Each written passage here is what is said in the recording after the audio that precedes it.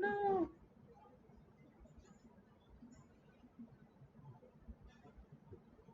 Where's the webcam? Webcam.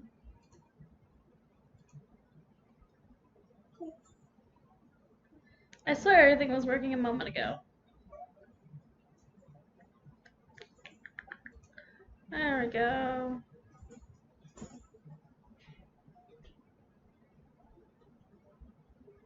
Hi guys.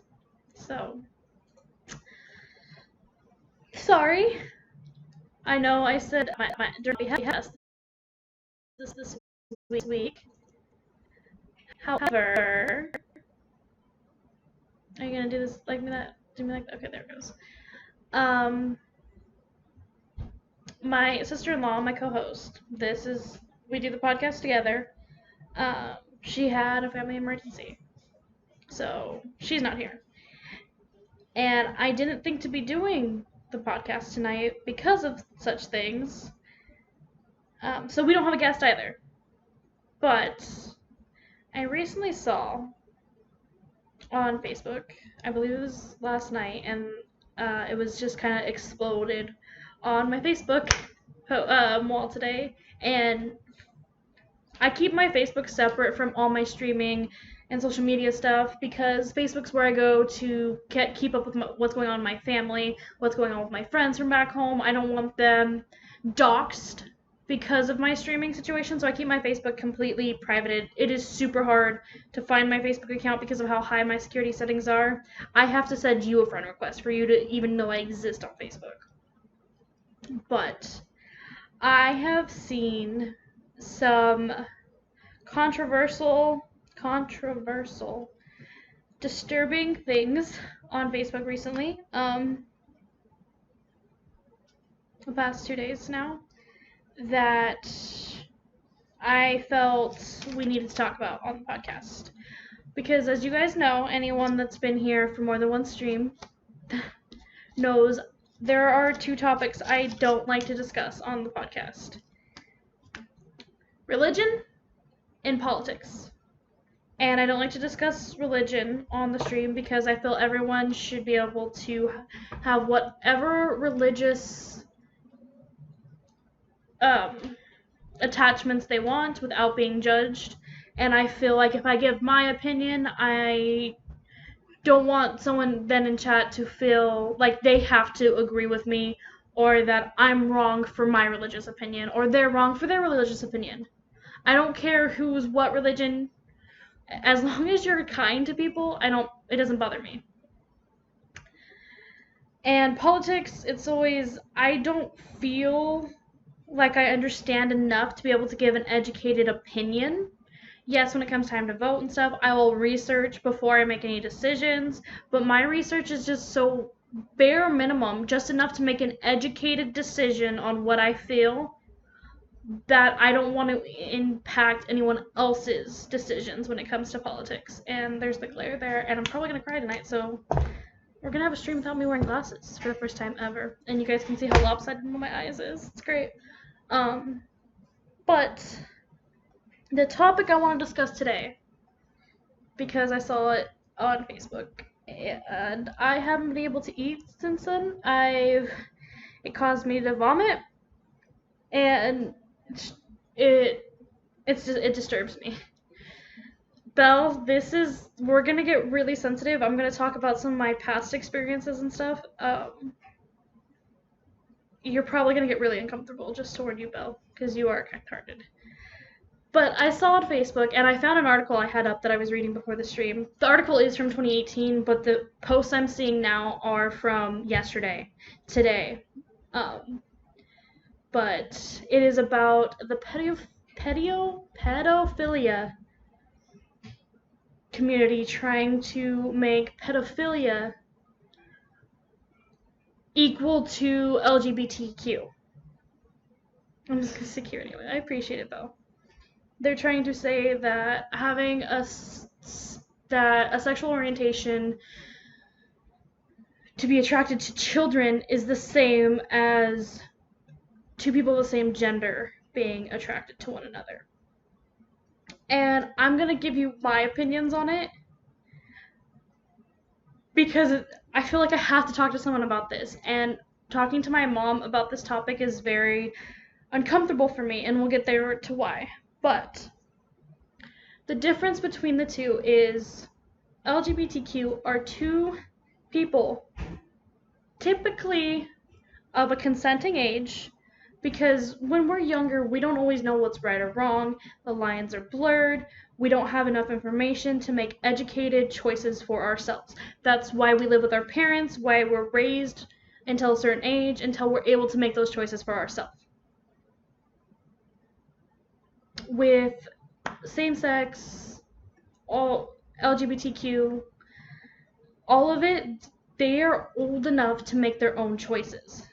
Whereas pedophilia, the children are not. These are people that are still getting grounded for touching a light socket or kicking dirt at a dog, doing stuff that they don't know is wrong until they're taught it's wrong. I don't want to cry. But it's been all over my Facebook wall that they are trying to get it legalized. And I'm not okay with that. My closest friends know. It's not something I want to talk about, but I don't have secrets, so when the topic comes up, I usually answer and move on. But when I was 3 years old, I had a babysitter who was a pedophile, who eventually, maybe 6 months down the road, married my mother. And he was in my life from the time I was 3 until 7. And I didn't have a father figure at the time, so when he told me to do things, I did them because I was so young at the time, and this was my first experience with a dad. I had no memory of my biological dad at that point in my life, that I thought it was natural and that it was okay, and every dad treats his daughter this way. These things that I did with dad are the things that you're supposed to do with your dad. My stepsisters said it was okay, so why would it not be okay? But he always told me never to tell my mom. I didn't understand until I was much older why I wasn't supposed to tell my mom.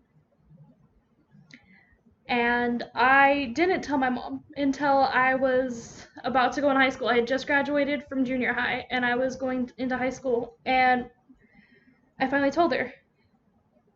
And the look on my mom's face when I told her that I had been molested for 4 years as a child was something I never want to see on anyone's face. I don't want to cry. I'm trying not to. My mom and my biological dad, when he came back in my life, and even like her boyfriend now, sex isn't a dirty topic in my household. It's something that was always joked about growing up. But when I learned what had been happening to me, that I had been taken advantage of because I wasn't old enough to understand what was happening, it still affects me today, but not in the same way it used to. In 2010, I lost somebody very, very close to me. And when I lost her, it kicked off my depression. And with my depression came fear and self-hate and insecurities and anxiety and so many other mental problems. I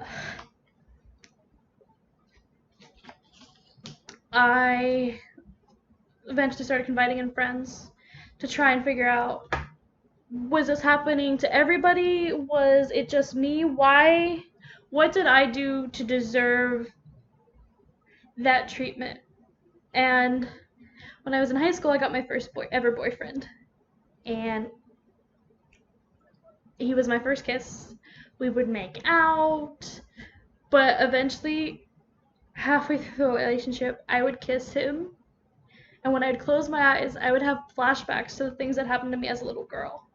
And so I thought I was broken inside because of what had happened. I thought that I couldn't be loved by anyone, and if I tried, I would just have those flashbacks again and again.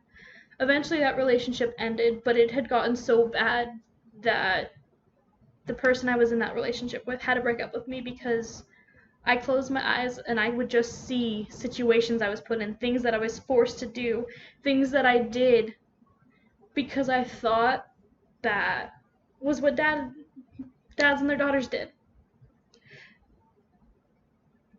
And I held on to that for so long and it ate me up for so many years, and I was afraid to tell my mom when I finally realized what was wrong. Because I found out, I want to say I was 9 years old when I found out what he was doing was wrong. But I didn't tell my mom then. He was already gone out of our lives, but I had watched the same man beat my mom so many times. I had watched my mom call the cops.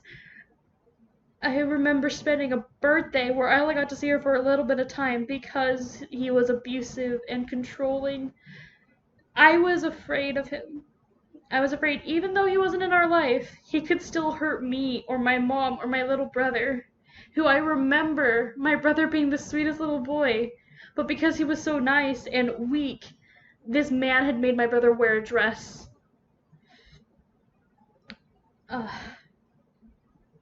So, as somebody who has experienced situations like this, I can tell you without a doubt in my heart that they are not the same thing.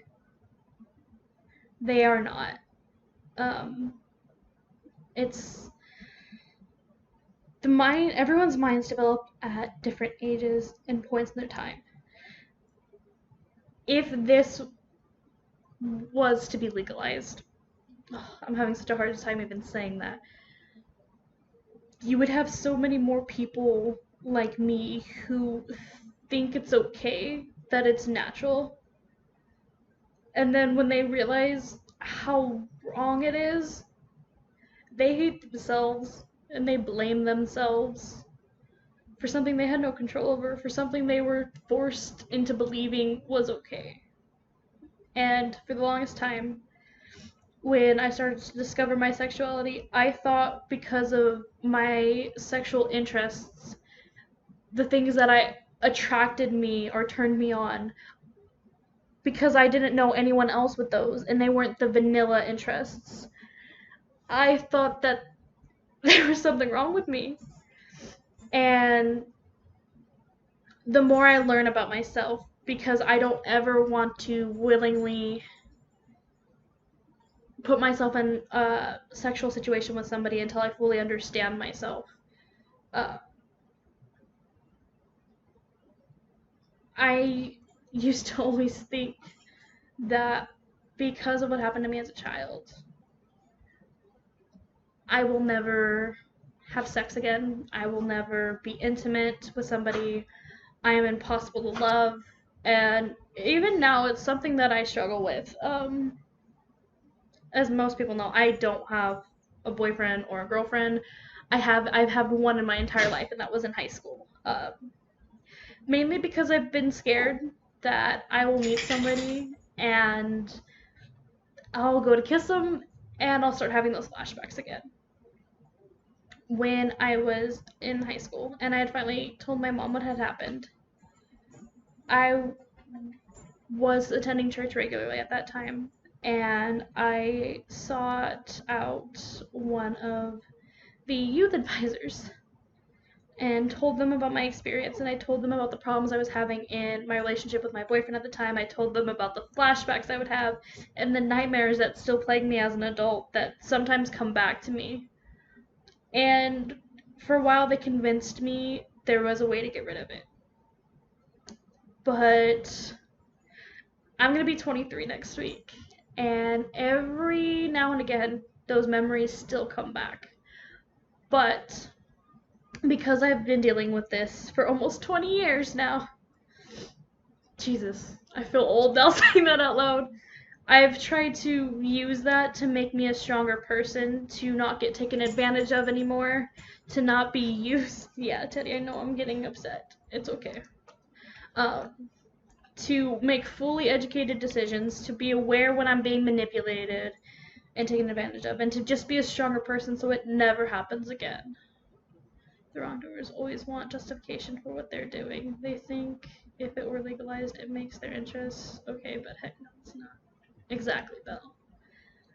And for them to even equate themselves to the LGBT community is disgusting to me, because they're taking something pure, something as pure as love, and trying to turn it foul.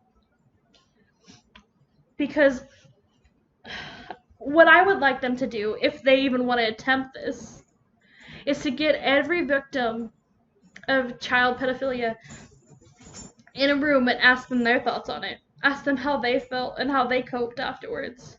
Because even 20 years later, I still struggle with what happened to me for those 4 years of my childhood. I was 3 the first time it happened. And it continued on 4 years. And I never said anything because my sisters told me it was natural and normal. And when his oldest son did the same thing to my stepsister in front of me, I thought it was okay. Brothers were allowed to. They could have their sisters whenever they wanted. If I had gone on thinking that, I could have done something traumatic and horrible to my own brother, who was only a couple years younger than me.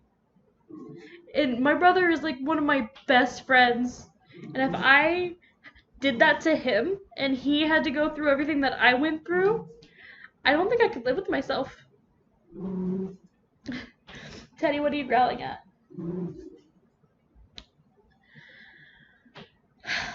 So, I've looked at so many articles looking before the podcast started today, trying to figure out how real this is, and it doesn't seem to have a lot of weight to it. Even the most recent article I found is from 2018, so I don't know if this is just a movement on Facebook or whatever, but I'm going to flip the screen here. I'm going to get up chat on my phone first, because it's just me and you today, chat, for this podcast. And then I'm going to put up this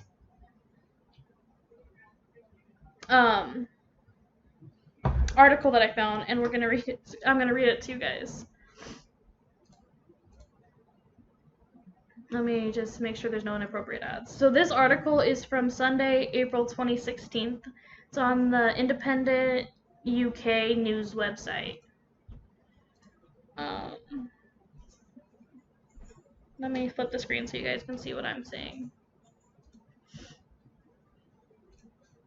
So they're saying, this is from, 2018. Pedophilia is a sexual orientation like being straight or gay.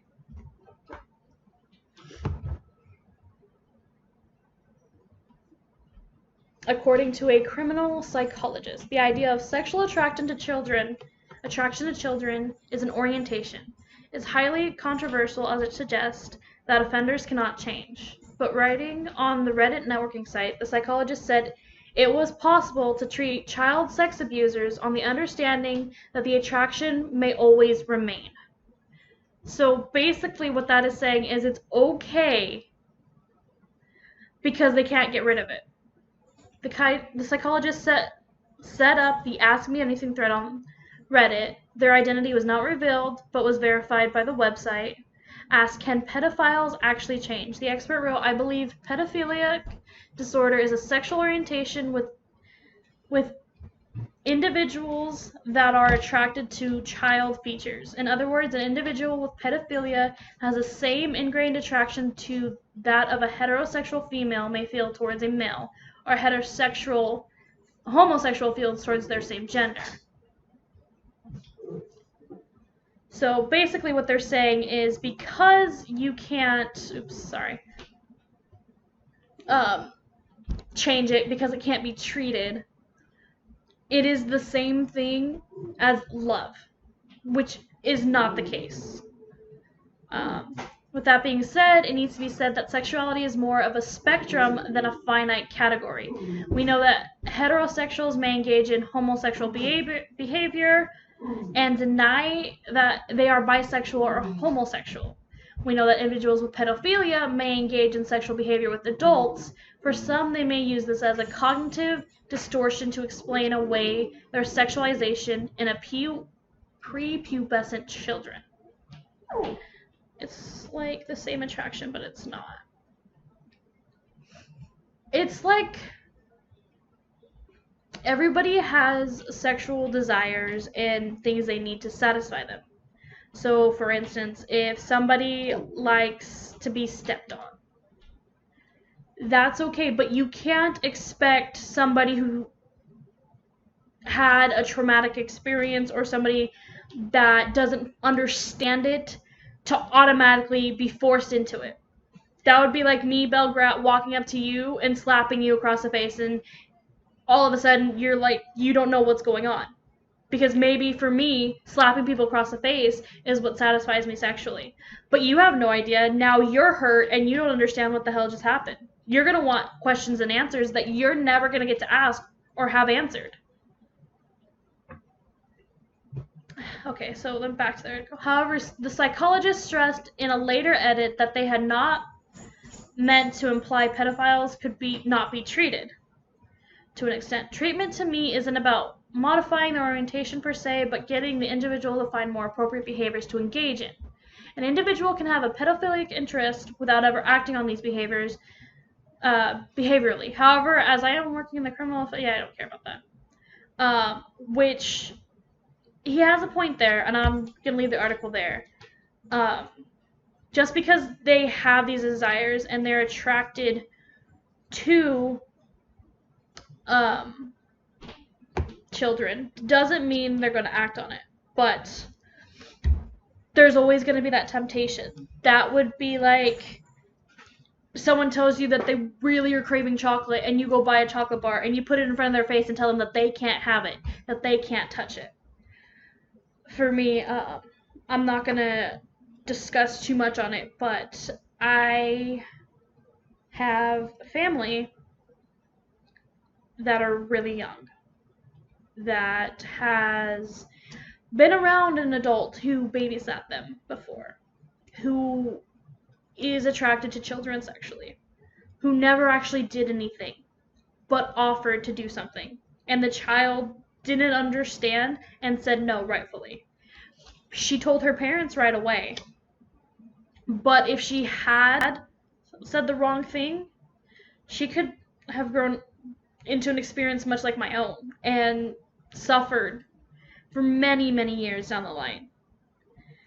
I remember when that whole thing happened too. It was very catastrophic. And that person is actually in prison now, if I remember correctly. So, there. It's just... I can't formulate sentences because I'm so upset over this topic. And I feel like 2020 just keeps getting worse with the threats of World War III at the beginning of the year. And then the coronavirus, and then this abuse of people of different races, and now I'm seeing this on Facebook. And I'm hoping, because I couldn't find any articles in the news about it, that it's just one of those popular Facebook trends that are going to disappear within 48 hours. I'm really, really hoping that. Because if it's not one of those things and it is actually something that's trying to happen, well, Nine Star's gonna become a fucking politician and stop it, is what's gonna happen. Because I don't want anyone else, of any race, any gender, to ever have to go through what I did. It's something like that changes you, and it's not for the better. Very rarely does it better a person. Me too, Belle. Me too. And statistically, pedophilia aside, the percentage of for the amount of men and women that have endured sexual assault or rape is way too high to ever be considered acceptable. And the amount of people that get away with it, it just breaks my heart. I know the person who did it to me did get away with it. I found out when I was in high school, his own father was arrested for doing the same thing to his daughter. So the grandfather did the same thing to his granddaughter, and he got arrested. The man who did it to me, I don't know if he ever got arrested. I didn't tell the police until I was 15. So by then, they didn't really have a case other than he said, she said type situation. So I actually, when I was 15, I ran into him again. Every couple years, I would unfortunately run into him. And for the first couple years, whenever I'd see him, I'd run the other way. And I'm a fat girl. Let's not lie. Nightstar is thick in the belly region. And I always have been, even when I was in sports. I would run and hide wherever I could. And then when I was in high school, the boyfriend that I had at the time, actually, I believe it was shortly after I started revealing to him these flashbacks I was having. Nightstar is athletic too. I am so out of shape. I haven't exercised in forever. But after I started revealing, I told him, I was like, I'm having flashbacks of this that happened to me when I was a child. Shortly after that, we went on a date to a pizza place. It was his family's favorite pizza place, and he was so excited to take me. And we went there, and it turned out the man who did this to me owned the pizza restaurant. And this should have been a sign that I wasn't meant to be that person, but when I told him that that was the man, he didn't care. In fact, he made me go ask that man for a job, or try to ask that man for a job, and I outright refused. And my house at the time was right around the corner from this pizza place. Thankfully, by that time, we did have strong male figures in my family, so I felt safer, but I stopped walking home after that. I would wait at school. School got out at 3 o'clock for me.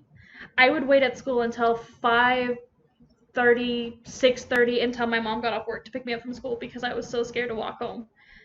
Because I would have to walk past that pizza place to get home every day. Nightly in the same boat. I'm so sorry, Belle.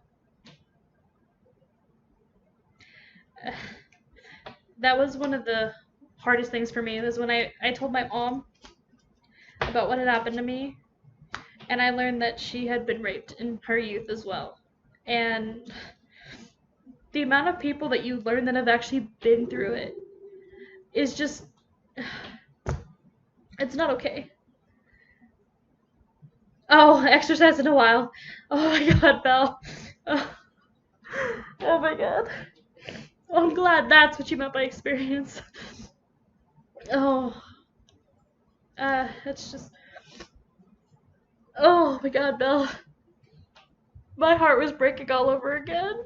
My face is all red and I'm hot. Oh, and I love you, Night. I'm sorry. It's okay, Belle. Like I said, I've been dealing with this for almost 20 years. I didn't understand it until I was 10, and by then, I was already in depression because I had lost the most important person to me in this world. And it kicked off my depression and all kinds of mental issues. And actually, Teddy, I don't know if I've ever told you this, but I've had Teddy for 4 years now. I got him 4 years ago to try and help with my depression. And now he just raises my temper. Oh, poppers. I got Teddy to help with my depression, because 4 years ago, I had been out of high school for a year. I was working at the same place my mom had worked, my aunt was working, my grandmother was working.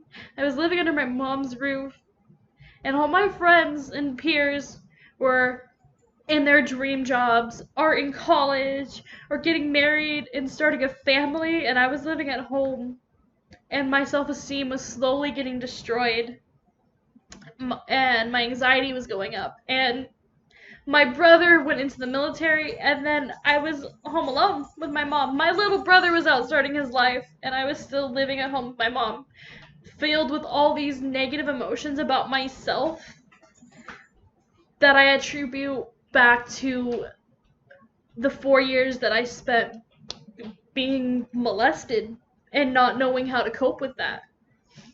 Hiya, Destination. Yeah, we are talking about some horrifying articles that I saw on Facebook about pedophilia becoming a sexual orientation.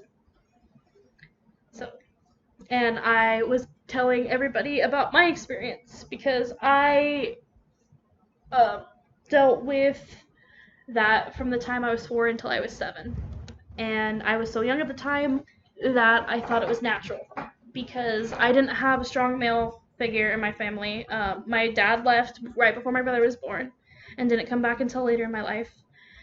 So this man who stepped up into my father role took advantage of me and manipulated me, convincing me that what he was doing was natural for all dads to do with their daughters.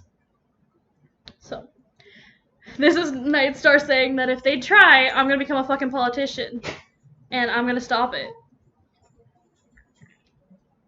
As much as I hate politics. And it's just such a mess.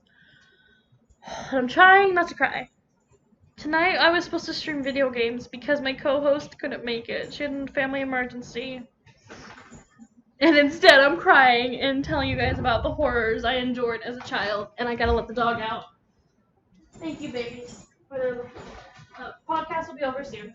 It is gonna be a shorter podcast. I know right now our time frame for these podcasts are about an hour and a half, but since it's just me, we'll probably go maybe 45 minutes, maybe an hour. And maybe the stream goes down for like 5 minutes and I come back with some video games to get some lightheartedness here. Because this is supposed to be a happy place. And usually we have happy topics. Like I'll Google what happened this day in history. You're so strong for sharing your experience tonight, and I'm so sorry that happened to you and your Thank you, Belle. That's also one of the things, part of the reason why I moved to Texas, and I never actually said it out loud or told anyone in my family. Part of the reason why I moved to Texas was to get away from him, because he still lives in my hometown, the same place where the rest of my family lives. He still owns the same pizza restaurant, though at the time when I left, we had moved out of that neighborhood. But every couple years I would still run into him or one of his kids. And it always brings those memories back. And like I was saying earlier, I still live with those nightmares. I've mentioned before on stream that I have severe insomnia. And it's not really that I have insomnia, it's more like I'm afraid to go to sleep and relive those memories. Teddy bear! Hey! Come here! Don't be barking! Hey, come give me love! Oh, no worry, Destination. I'm sorry, this is such a sensitive topic, but I hope you're okay. I don't want to upset anybody. I felt the need to talk about this. Theodore, come inside. We're just doing some repair work, dude.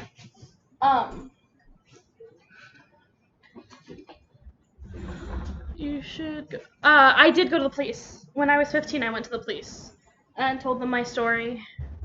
And that's around the time when I found out that the same man who did this to me, his father went to jail for doing the exact same thing to his own daughter that man had done to me. And this is going to sound really weird and kind of backwards from where we started here, but I forgave the man who did this to me.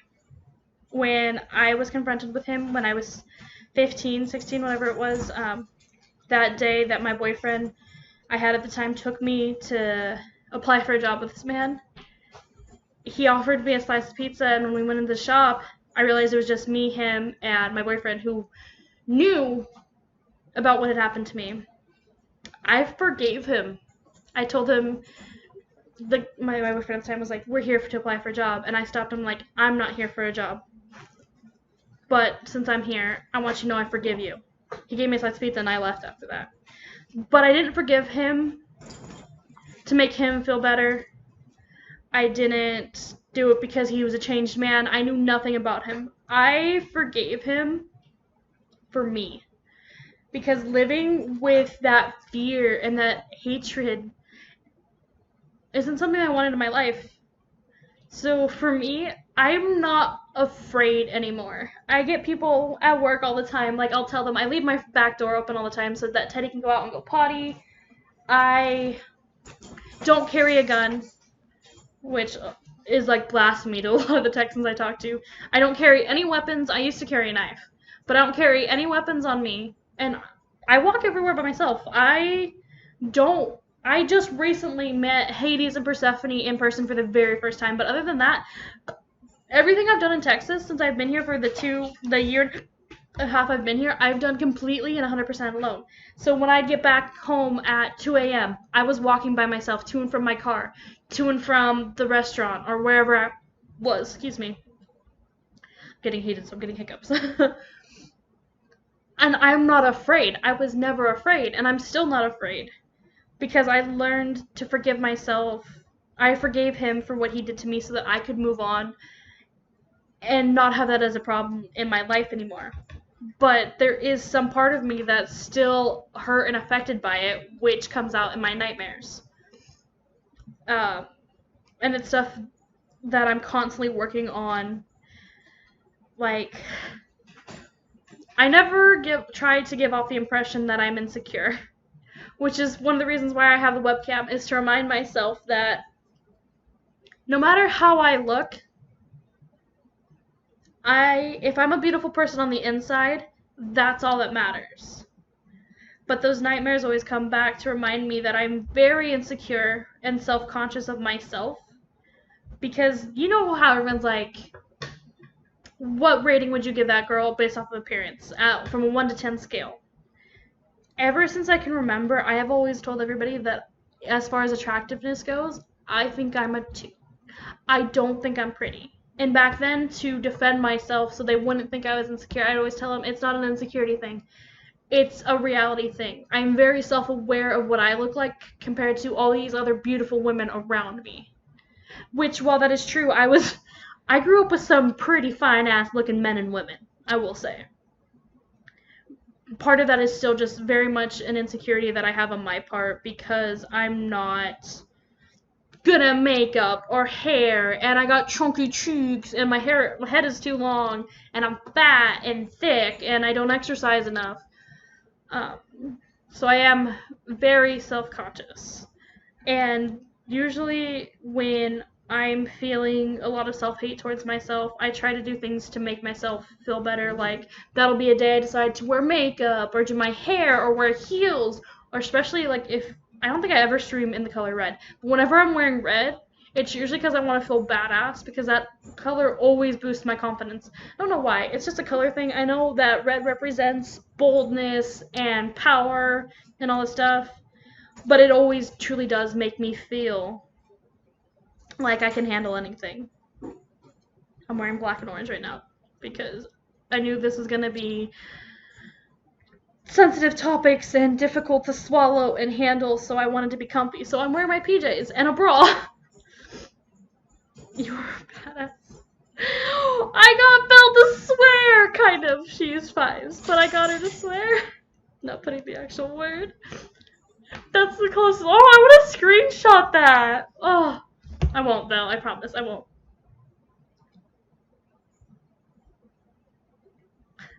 Oh, cool. I'm getting some feedback from my co-host. Let me read you guys what she said.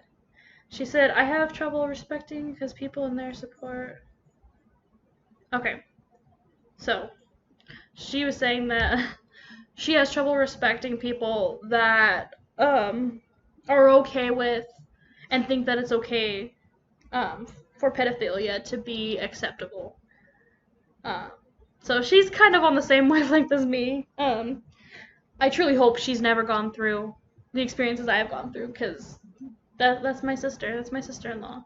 And for anyone to do that to my brother's wife, I'll fuck him up. I will. Punch him in the face. That was another thing. I remember it took me years to convince my family to let me go on a camping trip with my guy friends, because I didn't have a lot of female friends growing up.